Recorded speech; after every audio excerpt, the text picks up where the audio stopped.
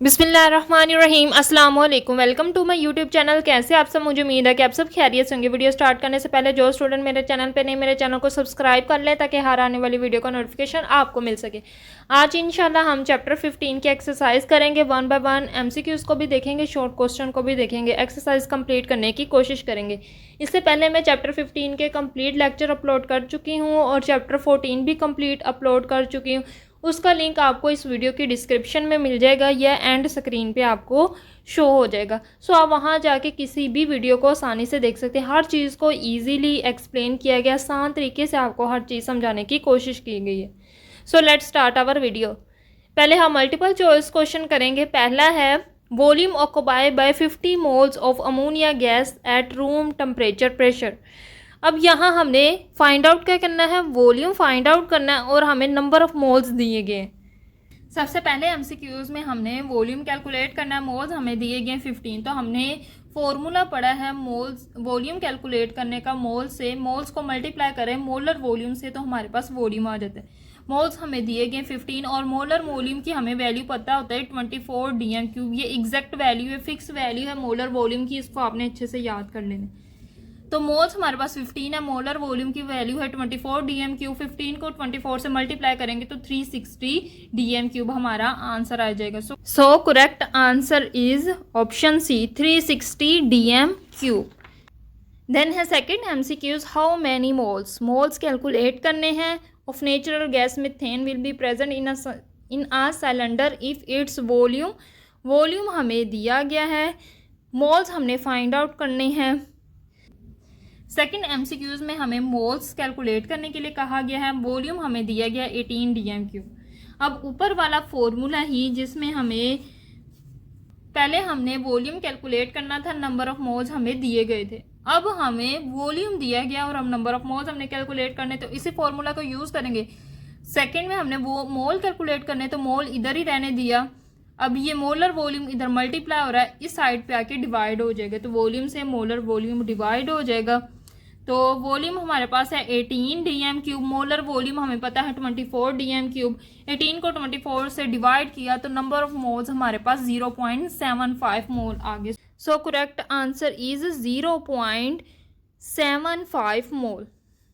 Then है MCQs number 3, what will the molar concentration of potassium. Molar concentration हमने find out करनी potassium hydroxide की। Potassium hydroxide का formula KOH of solution if 2 gram mass दिया गया, dissolve in 100 cm³ of solution. Volume दिया गया हमें 100 cm³, मैस दिया गया और हमने मोलर कंसंट्रेशन फाइंड आउट करनी है।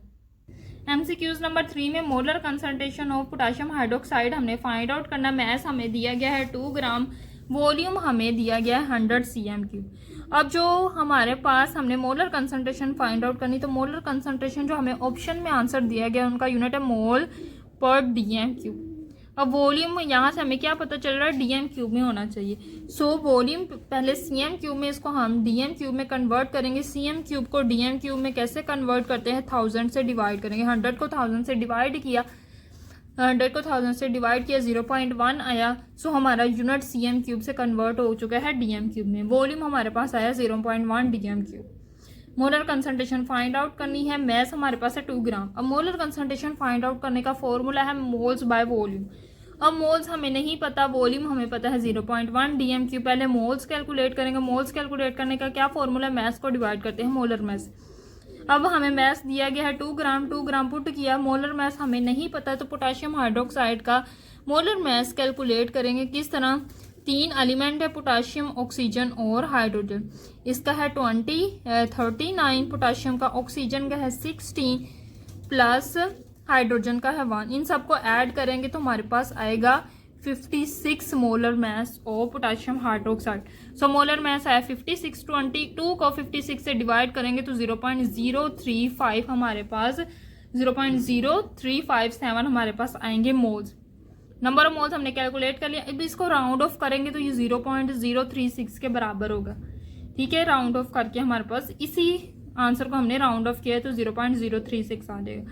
अब मोलर कंसंट्रेशन का फार्मूला क्या था, नंबर ऑफ मोल्स को डिवाइड कर दे वॉल्यूम से। नंबर ऑफ मोल्स हमने कैलकुलेट कर लिए 0.036, वॉल्यूम हमें पता है 0.1, इन दोनों को डिवाइड करेंगे तो 0.36 मोल पर डीएम क्यूब हमारे पास आंसर आ जाएगा। So correct answer is 0.36 mole per DM cube.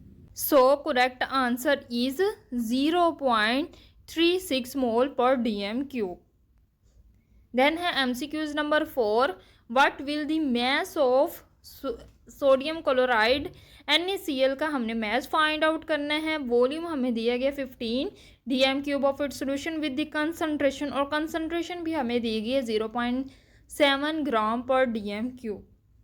अब कंसंट्रेशन हमें दी गई है, वॉल्यूम हमें दिया गया, मास कैलकुलेट करना है। हमने मास कैलकुलेट करना है। NaCl का वॉल्यूम हमें दिया गया 15 डीएम क्यूब, कंसंट्रेशन हमें दी गई है 0.7 ग्राम पर डीएम क्यूब। अब कंसंट्रेशन हमें सिंपल कंसंट्रेशन दी गई, ग्राम पर डीएम क्यूब वाला यूनिट है, तो सिंपल कंसंट्रेशन फाइंड आउट करने का फॉर्मूला मास बाय वॉल्यूम। मास हमने कैलकुलेट करना, उसको इधर ही रहने दे, वॉल्यूम इधर डिवाइड हो रहा है, कंसंट्रेशन के साथ आके मल्टीप्लाई हो जाएगा। मास कैलकुलेट करना, कंसंट्रेशन हमें दी गई है 0.7 मल्टीप्लाई वॉल्यूम हमें दिया गया 15 डीएम क्यूब। 0.7 को 15 से मल्टीप्लाई करेंगे तो 10.5 ग्राम मेरे पास मास आ जाएगा। So correct answer is 10.5 gram. So correct answer is option B 10.5 gram. Then है MCQs number 5, find out the concentration of sulphuric acid in mole per DM cube. Concentration find out करनी if it's 10 cm cube react with 20 cm cube of sodium hydroxide solution having the concentration 0.1 mole per dm cube। अब यहाँ हमें दो चीज़ें दी गई है, sulphuric acid और sodium hydroxide. Sulphuric acid की हमें कंसंट्रेशन फाइंड आउट करनी है, ये अननोन है, जबकि सोडियम हाइड्रोक्साइड की कंसंट्रेशन हमें दी गई है। सोडियम हाइड्रोक्साइड का हमें वॉल्यूम दिया गया और इसी तरह सल्फ्यूरिक एसिड का भी हमें वॉल्यूम दिया गया। सिर्फ हमने सल्फ्यूरिक एसिड की कंसंट्रेशन फाइंड आउट करनी है। MCQs नंबर 5 में हमने concentration of sulphuric acid calculate करनी, वॉल्यूम हमें दिया गया इसका 10 cm क्यूब। दूसरी चीज़ हमारे पास है सोडियम हाइड्रोक्साइड, इसकी कंसंट्रेशन हमें दी गई है 0.1 मोल पर डीएम क्यूब और इसका वॉल्यूम 20 cm क्यूब दिया गया। दो रिएक्टर है मेरे पास, ये भी बिल्कुल टाइट्रेशन के प्रोसेस में हमने जो एग्जाम्पल की थी बिल्कुल उसी तरह, लेकिन यहाँ हम इसको सिंपल फॉर्मूले से करेंगे। सो इक्वेशन हमें सबसे पहले पता होनी चाहिए, सल्फ्यूरिक एसिड है और मेरे पास सोडियम हाइड्रो ऑक्साइड बेस है, इन दोनों के दरमियान रिएक्शन होगा। यहाँ मेरे पास 2 मोल सोडियम हाइड्रोक्साइड यूज होंगे, Na2SO4 प्लस 2H2O, ये मेरे पास इक्वेशन है। अब ये सिंपल फार्मूला है, इस फार्मूले को मैं यूज़ करूँगी। ये वाली साइड है मेरे पास दो रिएक्टेंट है ना, सोडियम हाइड्रोक्साइड और सल्फ्यूरिक एसिड। ये वाली मेरी साइड है सल्फ्यूरिक एसिड के लिए H2SO4 और ये वाली साइड है मेरी सोडियम हाइड्रो ऑक्साइड की। फॉर्मूला है C1V1/N1। C1 कंसंट्रेशन है सल्फ्यूरिक एसिड की, सल्फ्यूरिक एसिड का वॉल्यूम और उसके number of moles. Sodium hydroxide की कंसंट्रेशन, सोडियम हाइड्रोक्साइड का वॉल्यूम और सोडियम हाइड्रोक्साइड के नंबर ऑफ मोल्स। कंसंट्रेशन हमने सल्फ्यूरिक एसिड की फाइंड आउट करनी है, उसको C1 वैसे ही रहने दे। वॉल्यूम हमें पता है सल्फ्यूरिक एसिड का, इधर सारी सल्फ्यूरिक एसिड वाली चीज़ें पुट करनी है। 10 cm क्यूब तो लिखा 10 cm cube. Number of moles, equation से हमें क्या पता चल रहा है, सल्फ्यूरिक एसिड के 1 नंबर ऑफ मोल्स है तो 1 लिखेंगे इज इक्वल टू। अब दूसरी चीज़ हमारे पास सोडियम हाइड्रोक्साइड, इस वाली साइड पे सारी सोडियम हाइड्रोक्साइड वाली चीज़ें पुट करनी। इसकी molar concentration of sodium hydroxide क्या है 0.1, उसको पुट करेंगे 0.1 कंसंट्रेशन। वॉल्यूम हमें पता है 20 cm क्यूब, 20 लिखेंगे। नंबर ऑफ मोल्स, इधर हमें इक्वेशन से क्या पता चल रहा है कितने यूज होने हैं 2, तो इधर लिखेंगे 2 एंड 2 की जगह आ गया 2। अब देखो C इधर ही रहने दे, 10 इधर मल्टीप्लाई हो रहा है, इधर आके 2 के साथ, इस वैल्यू में 2 के साथ इधर ऊपर वाली साइड पे इधर आके नीचे डिवाइड होगा तो 2 से मल्टीप्लाई होगा। 2 × 10 हमारे पास 20 आ जाएगा। 20 आउट से 20 से कैंसिल आउट हो जाएगा तो मेरे पास कंसंट्रेशन आएगी सल्फ्यूरिक एसिड की 0.1 mole per DM cube. So option C is correct, 0.1 mole per DM cube. Then है MCQs number 6, if the molar mass of compound. Compound का मोलर मैस दिया गया, इट्स एम्पिरिकल फार्मूला भी दिया गया, molar mass भी हमें दिया गया, इसका मोलिकुलर फार्मूला हमने कैलकुलेट करना है। MCQs नंबर 6 है, इसमें हमने मोलिकुलर फार्मूला कैलकुलेट करना है। मोलर मैस हमें कंपाउंड का दिया गया 178 ग्राम पर मोल। एम्पिरिकल फार्मूला हमें दिया गया C3H5O3। अच्छा, मोलिकुलर फार्मूला कैलकुलेट करने के लिए हमारे पास क्या फार्मूला है? Molecular formula is equal to N empirical formula. N को मल्टीप्लाई करेंगे इंपेरिकल फार्मूला से तो मेरे पास मोलिकुलर फार्मूला आ जाएगा। यहाँ लेकिन एन नहीं दिया हुआ, तो पहले हम एन फाइंड आउट करेंगे। एन कैसे फाइंड आउट करते हैं? मोलर मास ऑफ कंपाउंड को डिवाइड करते हैं इंपेरिकल फार्मूला मास से। अब मोलर मास हमें दिया गया है 178। इंपेरिकल फार्मूला मास कैसे कैलकुलेट करेंगे? C3H5O3 है इंपेरिकल कंपाउंड, तो इसका फॉर्मूला मास कैसे कैलकुलेट करें? कार्बन, एक कार्बन का होता है 12, 3 कार्बन तो उसको 3 से मल्टीप्लाई करेंगे, प्लस हाइड्रोजन, एक हाइड्रोजन का होता है 1, 5 हाइड्रोजन है तो इधर लिखेंगे 5, प्लस ऑक्सीजन, एक ऑक्सीजन का होता है 16 मल्टीप्लाई, यहाँ कितने ऑक्सीजन है 3 तो उसको 3 से मल्टीप्लाई करेंगे। 12 को 3 से मल्टीप्लाई किया तो 36 आया, प्लस 5 प्लस 16 को 3 से मल्टीप्लाई किया तो 48 आया। 36 प्लस 5 प्लस 48 हमारे पास 89 के इक्वल होता है। सो इंपेरिकल फार्मूला मास मेरे पास 89 आया। और मोलर मास ऑफ कंपाउंड क्या है? 117। दोनों को डिवाइड किया तो मेरे पास n की वैल्यू आ गई 2। अब n की वैल्यू 2 आ चुकी है। फॉर्मूला मास में मोलिकुलर फार्मूला फाइंड आउट करने, n को इंपेरिकल फार्मूला से मल्टीप्लाई करना। n मेरे पास 2 है, इंपेरिकल फार्मूला मेरे पास C3H5O3, इन दोनों को लिखा, 2 से मल्टीप्लाई करेंगे। 3 को 2 से मल्टीप्लाई किया 6 आ गया, 5 को 2 से मल्टीप्लाई किया 10 आ गया, 3 को 2 से मल्टीप्लाई किया तो 6 आ गया। तो C6H10O6 मेरे पास आ गया molecular formula. So correct option is option B. Then है when natural gas burn in air which component is limiting reactant. दो रिएक्टेंट नेचुरल गैस है और एयर है। नेचुरल गैस को हम एयर में जलाते हैं। नेचुरल गैस जो हम घरों में यूज़ करते हैं वो एयर की प्रेजेंस में ही बर्न होती है, एयर के बगैर वो बर्न नहीं होती। तो दोनों में से एयर और नेचुरल गैस में से कौन सा लिमिटिंग रिएक्टेंट? तो देखो एयर में होती है ऑक्सीजन, तो बेसिकली ऑक्सीजन यूज़ होती है नेचुरल गैस को बर्न करने के लिए। अब ऑक्सीजन हमारे पास लिमिटिंग रिएक्टेंट है या नेचुरल गैस? तो देखो हवा में कभी ऑक्सीजन ख़त्म नहीं होती, हवा तो चलती रहती है। गैस आपकी ख़त्म हो सकती है, गैस आना बंद हो सकती है, एयर में मौजूद ऑक्सीजन ख़त्म नहीं हो सकती। सो नेचुरल गैस हमारे यहाँ लिमिटिंग रिएक्टेंट है, ये ख़त्म हो सकता है, एयर ख़त्म नहीं हो सकती। So option D is correct answer. ये नेचुरल गैस ख़त्म हो सकती है, नेचुरल गैस जो है वो limiting reactant. So option D is correct answer. Then है question number 8, if the actual yield of compound की एक्चुअल यील्ड दी गई है वाइल द थ्योरेटिकल यील्ड, दो चीज़ें दी गई, एक्चुअल यील्ड और theoretical yield, what is the percentage yield? तो परसेंटेज यील्ड हमने कैलकुलेट करनी है, फॉर्मूला लगाते हैं। परसेंटेज यील्ड हमने कैलकुलेट करनी है, एक्चुअल यील्ड हमें दी गई है, थ्योरेटिकल यील्ड की वैल्यू हमें दी गई। तो परसेंटेज यील्ड का formula actual yield divided by theoretical yield multiply 100। Actual yield की वैल्यू पुट की, थ्योरेटिकल यील्ड की वैल्यू पुट की, दोनों को डिवाइड किया और 100 से मल्टीप्लाई किया तो 91.24% मेरा आंसर है। सो 91.24% करेक्ट आंसर है। So option B is correct answer. 91.2% हमारी परसेंटेज यील्ड आई है। देन है शॉर्ट क्वेश्चन। सबसे पहला शॉर्ट क्वेश्चन है, what is molar volume of a gas at room temperature pressure. So molar volume की हमें डेफिनेशन की थी, बुक में दी गई है। 1 mole of all gases occupy a volume of 24 dm³ at room temperature pressure, this is called molar volume. 1 मोल सारी gases का 1 मोल जो है वो 24 dm³ वॉल्यूम ऑक्यूपाई करेगी। ये वॉल्यूम हमारे पास मोलर वॉल्यूम कहलाएगा। मोलर वॉल्यूम क्यों? क्योंकि हम 1 मोल की बात करें। एग्जांपल है हमारे पास 1 mole nitrogen gas occupy a volume of 24 dm³। अगर हम नाइट्रोजन गैस का भी 1 मोल ले तो वो भी क्या करेगी? 1 मोल ही उसका वॉल्यूम होगा, उसका वॉल्यूम 24 dm³ होगा। देन है question number 2, how does the concept of molar volume useful for us. तो मोलर वॉल्यूम का कॉन्सेप्ट क्यों यूजफुल है? So the concept of molar volume is useful because it enable us to calculate the number of moles mass of the gas if we know their volume। So molar volume हमें बहुत ज़्यादा helpful है हमारे लिए, because इसकी मदद से हम नंबर ऑफ़ मोल्स कैलकुलेट कर सकते हैं, गैस का मैस कैलकुलेट कर सकते हैं, क्योंकि हमें वॉल्यूम पता होता है। मोलर वॉल्यूम मतलब 24 dm³। वॉल्यूम पता होगा तो हम इजीली नंबर ऑफ़ मोल्स भी कैलकुलेट कर लेंगे और मैस भी गैस का कैलकुलेट कर लेंगे। देन है question number 3, how does the molar volume relate to Avogadro's law. अच्छा, एवोगैड्रोस लॉ आपने पहले चैप्टर में पढ़ा, चैप्टर 14 में। मोलर वॉल्यूम भी उसी से रिलेट करता है। Molar volume relates to Avogadro's law which states that equal volume of gases at the same temperature and pressure contain the same number of molecules। हमने कहा था अगर दो गैस है, दोनों का वॉल्यूम सेम हो तो दोनों में नंबर ऑफ मोलिक्यूल्स भी क्या होंगे, सेम होंगे। ये हमने एवोगैड्रोस लॉ में पढ़ा।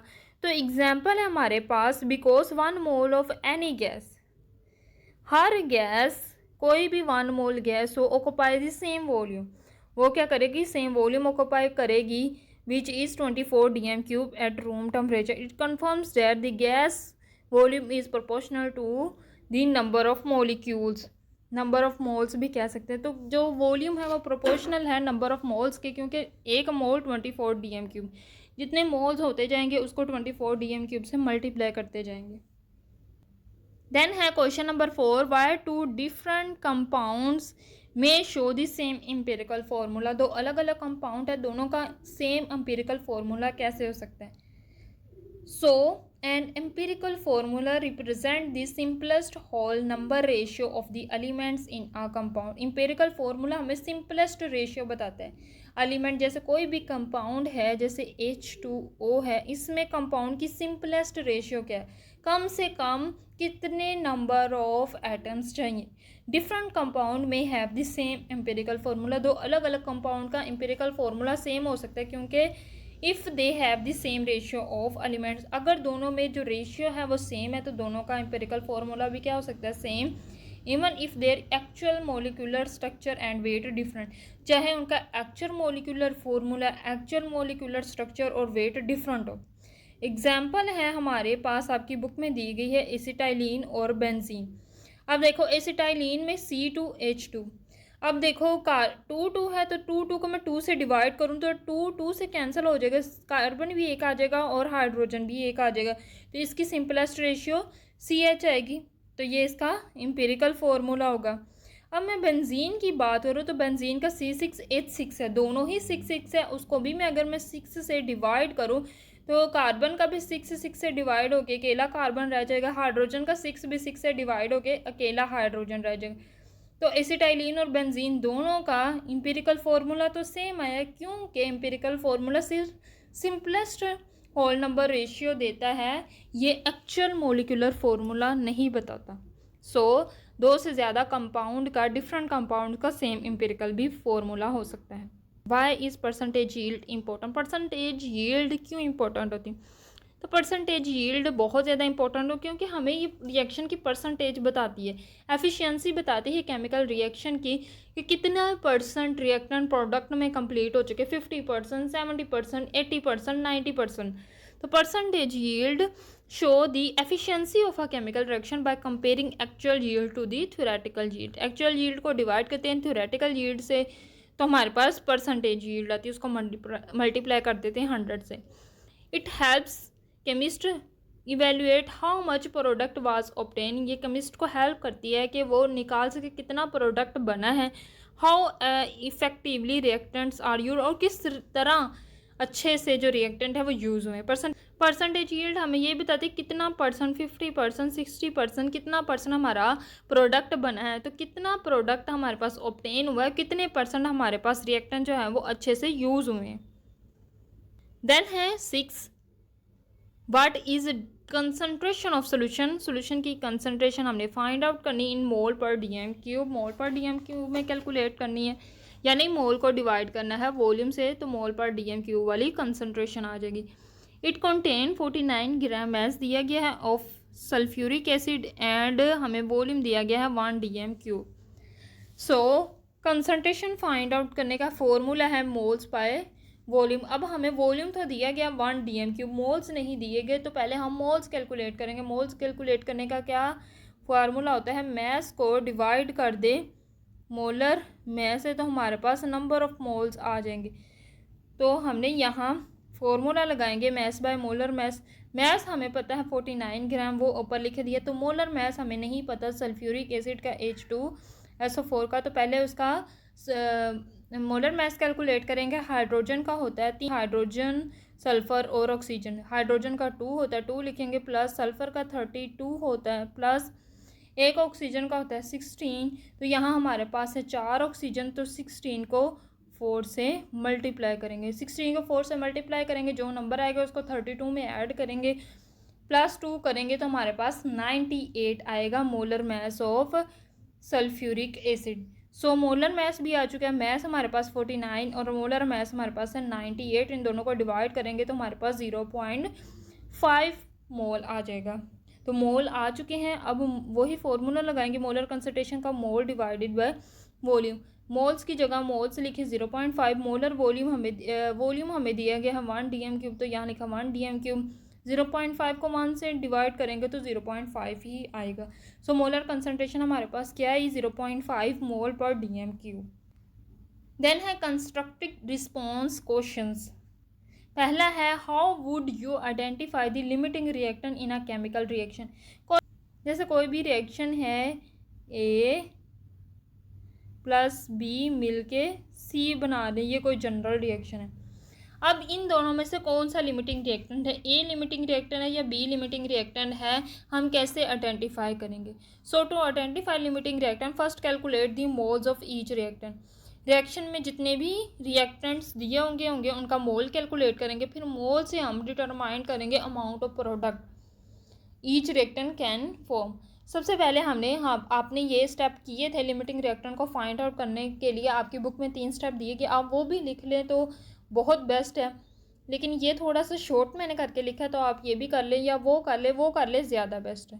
सो लिमिटिंग रिएक्टेंट को हम आइडेंटिफाई कर सकते हैं कैसे। सबसे पहले हमने रिएक्टेंट के नंबर ऑफ मोल्स कैलकुलेट करना है, फिर हमने हर रिएक्टेंट के हिसाब से प्रोडक्ट निकालना है कि कौन सा रिएक्टेंट कितना प्रोडक्ट दे रहा है। देन रिएक्टेंट दैट प्रोड्यूस, अब जो reactant least amount of product, सबसे कम प्रोडक्ट देगा, वो हमारे पास लिमिटिंग रिएक्टेंट होगा। देन है question number 15.2, why it is important to find the purity of the compound which is used as medicine. कोई भी कंपाउंड हम मेडिसिन के तौर पर यूज़ करते तो हमें उसकी प्योरिटी आइडेंटिफाई करना क्यों इम्पोर्टेंट है। सो बहुत ज़्यादा इम्पोर्टेंट है कोई भी मेडिसिन कितनी प्योर है, ये आइडेंटिफाई करना बहुत ज़्यादा इंपॉर्टेंट है कि जो दी गई मेडिसिन है वो कितनी प्योर है, क्योंकि जितनी ज़्यादा प्योर होगी वो उतनी अच्छे से करेक्ट इफेक्टिव तरीके से हमारी बॉडी को डिजीज़ से बचाएगी। लेकिन अगर वो इम्प्योर होगी तो वो लेस एफिशिएंट होगी, हमारे लिए अनसेफ होगी। तो इम्प्योर ड्रग हमारे लिए अनसेफ होती है। हमें पता होना चाहिए कि जो हम मेडिसिन ले रहे हैं वो कितनी pure. So answer, find the purity ensures that correct and effectiveness of the medicine, ये हमारे लिए बहुत ज़्यादा ज़रूरी है। इम्प्योर ड्रग में भी लेस इफेक्टिव हो सकती है, यानी असर नहीं कर सकती, एंड अनसेफ हमारे लिए नुकसानदा हो सकती है। So the percentage purity confirms the quality and safety. अगर हमें पता है किसी भी कंपाउंड की परसेंटेज प्योरिटी, तो वो हमें बताती कितनी अच्छी मेडिसिन की क्वालिटी और कितना हमारे लिए सेफ़ है। देन है question number 3, will there be a limiting reactant in a reversible reaction. कोई भी रिवर्सिबल रिएक्शन है, रिवर्सिबल रिएक्शन जैसे ए प्लस बी मिल के सी बना रहे, अब ये सी दोबारा से टूट के ए और बी में कन्वर्ट हो रहा है, तो इस रिएक्शन को हम रिवर्सिबल रिएक्शन कहते हैं, जिसमें ए बी मिलके सी बना रहे और दोबारा से सी टूट के दोबारा से रिएक्टेंट में आ जाए ए और बी में। सो ऐसे रिएक्शन को हम कहते हैं रिवर्सिबल रिएक्शन, क्योंकि उसमें जो है वो प्रोडक्ट दोबारा से रिएक्टेंट बना रहा होता है। तो रिवर्सिबल रिएक्शन में reactants are continuously converting to product. हमारे पास जो रिएक्टेंट होते हैं ए और बी, ये कंटिन्यूसली प्रोडक्ट में कन्वर्ट हो रहे होते हैं, और प्रोडक्ट वाइस वर्सा का मतलब ये कि प्रोडक्ट कंटिन्यूसली रिएक्टेंट में कन्वर्ट हो रहे होते हैं। So there is generally no limiting reactant, कोई लिमिटिंग रिएक्टेंट नहीं हो रहा होता, क्योंकि रिएक्शन जो है वो चलता ही रहता है जब तक इक्विलिब्रियम की कंडीशन आ जाए, यहाँ प्रोडक्ट और रिएक्टेंट की वो कंडीशन जहाँ पे जितने प्रोडक्ट हैं और जितने हमारे पास रिएक्टेंट है उतने ही प्रोडक्ट हो जाएं, तो उस कंडीशन को हम कहते हैं इक्विलिब्रियम की कंडीशन। तब तक रिएक्शन चलता रहेगा जब तक हमारे पास इक्विलिब्रियम की कंडीशन नहीं आती।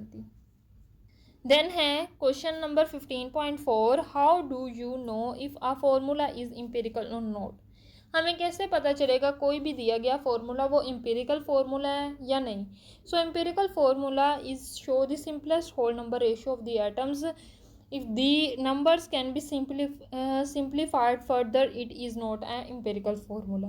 अच्छा, कोई भी फार्मूला हमें दिया गया है, कोई भी फार्मूला दिया गया जैसे C2H2, अब ये फार्मूला हमें कैसे पता चलेगा एम्पिरिकल फार्मूला है या नहीं? तो एम्पिरिकल फार्मूला सिंपलेस्ट रेशियो बताता है, यानी इससे हम सिंपलेस्ट एटम्स को नहीं कर सकते, लेकिन अगर हम उसको फर्दर सिंप्लीफाई कर सकते हैं तो इट्स मीन वो एम्पिरिकल फार्मूला नहीं।